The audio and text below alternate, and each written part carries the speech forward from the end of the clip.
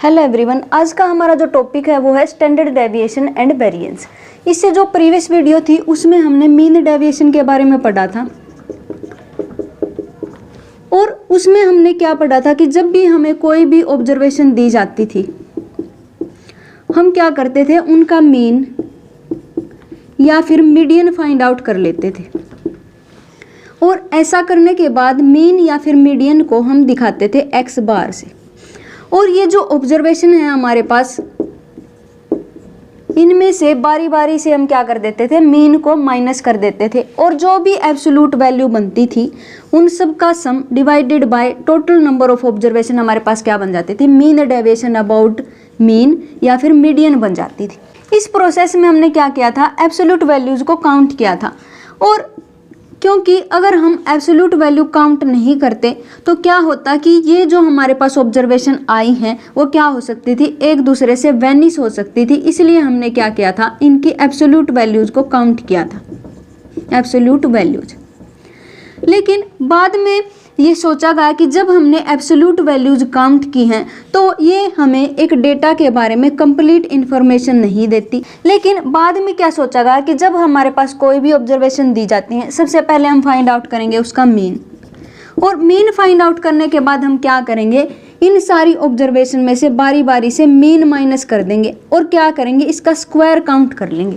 और ऐसा करने के बाद ये सोचा गया कि इन सब का सम काउंट कर लेंगे। इसके साथ साथ ये माना गया कि ये जो सम है जिस भी डेटा के लिए कम आ जाएगा तो क्या होगा, वो डेटा मीन से उतना ही कम डेविएट हुआ होगा, मीन से उतना ही कम डेविएट हुआ होगा।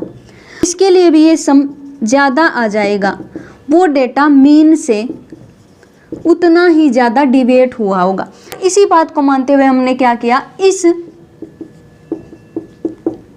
ऑब्जर्वेशन को हमने एक डेटा पे क्या करने की कोशिश करी, अप्लाई करने की कोशिश करी। तो क्या देखा गया कि हमारे पास, और यहाँ पर होगा 16, 17, 18, 19 एंड 45। यहाँ पर डिफरेंस कितना है, 10 का है, और यहाँ पर डिफरेंस कितना है, 1 का है। और फिर हमने कैलकुलेट किया इस डेटा का मीन, जो कितना मिला, इसके लिए भी 30 मिला और इसके लिए भी हमारे पास क्या मिला, 30 मिला। और फिर हमने क्या कैलकुलेट किया, एक्स आई माइनस एक्स बार इसका स्क्वायर, और इन सब का सम कैलकुलेट किया, एक बार तो इसके लिए और एक बार इसके लिए। इसके लिए जो सम आया था वो कम आया था और इसके लिए जो सम आया था वो आया था ज़्यादा।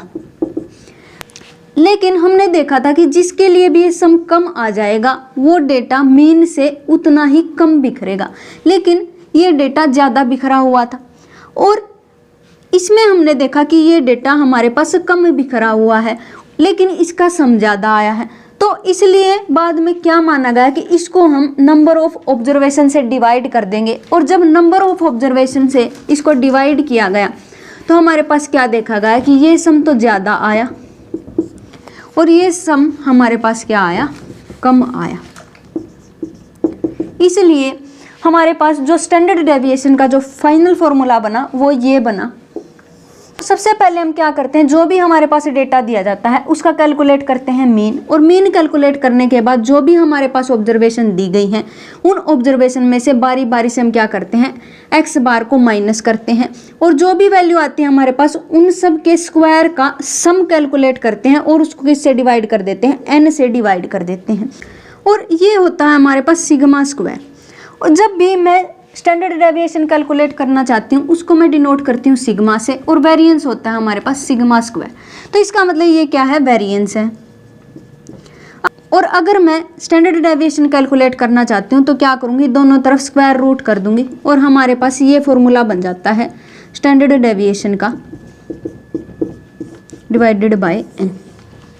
तो इसको हम कहते हैं स्टैंडर्ड डेविएशन और ये होता है हमारे पास वेरिएंस। अब हम बात करेंगे कोफिशिएंट ऑफ वेरिएशन की। Coefficient of variation, coefficient of variation ये क्या होता है, ये होता है हमारे पास sigma upon x bar into 100। और ये जो एक्स बार है वो 0 के इक्वल नहीं हो सकता, ये होती है हमारे पास कंडीशन। एक्स बार हमारे पास क्या है, मीन है, जो भी हमारे पास ऑब्जर्वेशन दी जाती हैं उनका मीन।